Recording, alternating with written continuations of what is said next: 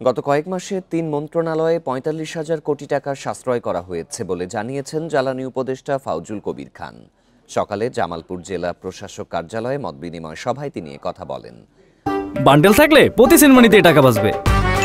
বিকাশ send money bundle কিনে জিতুন প্রতি লেনদেনে। ফাউজুল কবির খান বলেন, জ্বালানি তেল কেনার সময় দরপত্র জমা, পদ্মা রেলওয়ের বিভিন্ন স্টেশন নির্মাণের ক্ষেত্রে ব্যয় কমিয়ে আনা হয়েছে। এছাড়া এলপিজি কেনা ও অপ্রয়োজনীয় প্রকল্পের টাকাও সাশ্রয় করা হয়েছে। এ সময় নির্বাচন প্রসঙ্গে জ্বালানি উপদেষ্টা বলেন, নির্বাচনে দায়িত্ব সঠিকভাবে পালন করতে হবে। যথাযথ দায়িত্ব পালন না করলে বিগত নির্বাচন কমিশনারদের মতো অবস্থা হবে বলে হুঁশিয়ারি দেন তিনি।